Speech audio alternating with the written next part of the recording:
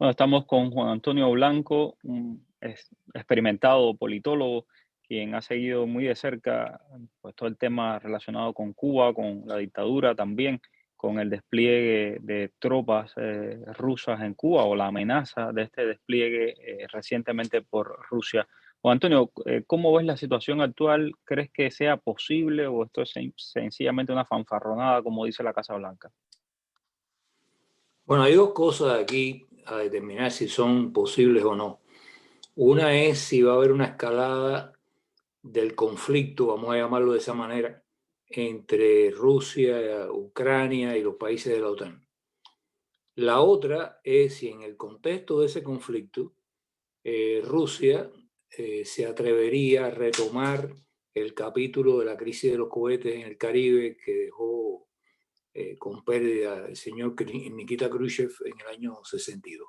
Son dos cosas conectadas, pero diferentes. La respuesta a la primera pregunta es que yo creo que va a haber una escalada del conflicto, pero no va a ser una escalada propiamente nuclear, con amenazas nucleares de una parte y la otra, sino más bien el terreno en el que se ha desarrollado ahora Rusia, que es la guerra simétrica híbrida.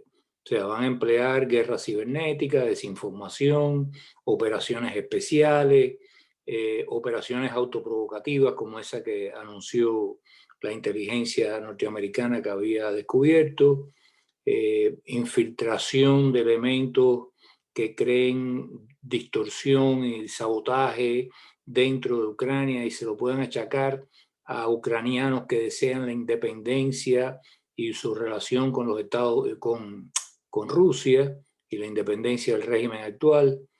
Todo eso sí yo lo veo factible y cada vez más factible porque cuando se va creando una situación de crecientes tensiones, se hace muy posible que algo se vaya fuera de control, aunque no sea lo que desee una parte o la otra, y que entonces una chispa pues desencadene una cantidad de acontecimientos mucho más graves.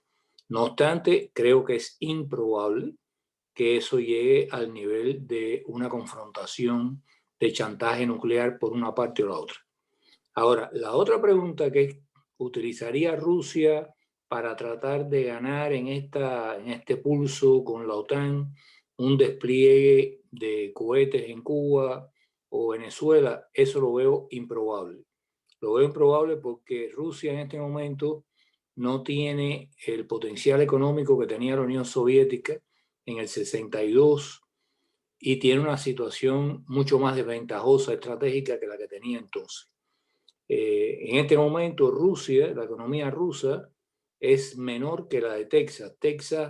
La economía de Texas equivaldría a la de Canadá, que es el noveno país en el ranking del mundo de economía según el Banco Mundial, mientras que la economía rusa está ocupando el lugar onceno. O sea, eh, y solamente el estado de Texas, en el caso de Estados Unidos, es más potente que económicamente hablando que el estado ruso. O sea, no hay una economía que respalde una escalada ininterrumpida de acontecimientos bélicos. La otra cosa es, Putin ha hecho mucha propaganda en torno a las nuevas tecnologías de cohetes hipersónicos que están probando, etcétera, pero todo eso está todavía en los borradores y los planos de los ingenieros y la distancia para que algo de eso entre operativamente en funciones es de aquí a fines de esta década. Hay una especulación por parte de Valentina Zeletskaya, creo que es el apellido, una ingeniera soviética que desertó a Canadá y que había participado en la construcción de la base submarina, la base para submarinos en la bahía de Jagua, en Cienfuegos, en Cuba, en los años 70. Y ella dice que ella tiene información de que se había contemplado la posibilidad de crear una plataforma de lanzamiento de cohetes cruceros calibre que tiene un alcance de unos 2.300 kilómetros, submarino, en la plataforma insular de la isla. Pero no hemos oído hablar más nada de esto, ni hay otra fuente que pueda corroborar esto, y no parece en cualquier caso que eso sea, suponiendo que exista, que eso sea una plataforma que esté operativa en este momento.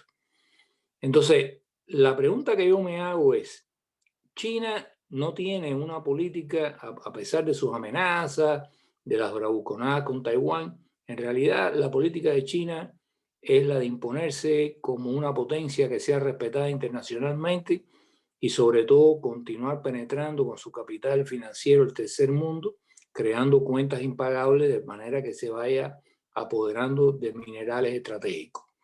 La política de Rusia la apoya Putin en una retórica parecida a la que tenía Hitler con el espacio vital alemán, el Liebersound, que él decía que era indispensable para que se pudiera expandir la economía alemana, y él, en el caso de Putin, dice que es indispensable expandir la actual frontera soviética, recuperar zonas perdidas cuando la debacle de la Unión Soviética en otros estados que ya son soberanos, porque de lo contrario hay una amenaza a su seguridad. Esos son pamplinas, porque en la época de la cohetería decir que tú necesitas poner 30 o 50 kilómetros más allá una capacidad artillera o una infantería o lo que sea, realmente eso no es un argumento que convence a nadie en el mundo, pero puede ser que dentro de Rusia este nacionalismo barato te pueda vender alguna popularidad al presidente Putin. ¿Arriesgaría Putin una verdadera escalada con Estados Unidos haciendo instalaciones agresivas de cohetes u otro tipo de instalación militar en Cuba? Lo veo improbable.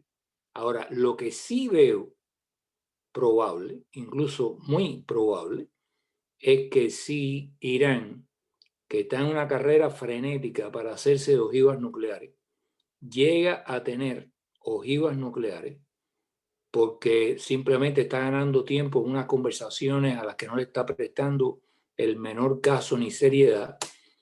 Irán sí es teocrático, agresivo, aventurero, no tiene ningún tipo de tradición de cuidar armas nucleares, como sí lo tienen los rusos desde la época de la Unión Soviética, que saben que eso no es un armamento como un fusil AKM, que simplemente lo puede manejar cualquiera, y podrían tomar una decisión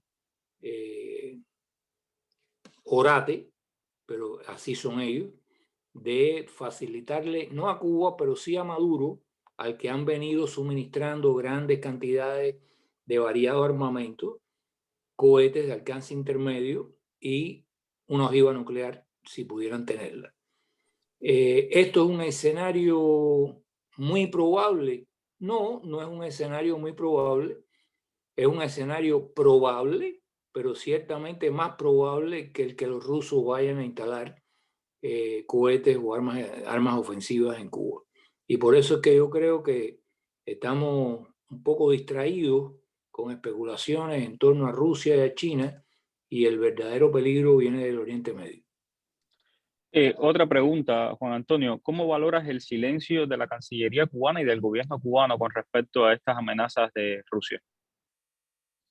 Bueno, es que para ellos sería una bendición. Ellos, dentro de su cortedad mental, la mediocridad de los actuales dirigentes en Cuba, la disfuncionalidad de ese gobierno que no está respondiendo de forma al unísono a una orden de mando de un comandante en jefe, sino que cada cual hace más o menos lo que entiende. Allí lo que están haciendo básicamente es quedarse callados y aguardar a ver si los rusos tomaran esa decisión. Pero vuelvo a la tesis de Irán. A mí no me preocupa lo que un mentecato vicecanciller ruso diga en una entrevista en la que ni siquiera dice con toda claridad, sí, nosotros instalaríamos armas, sino empieza a jugar con la idea para meterle miedo a los Estados Unidos y a la OTAN.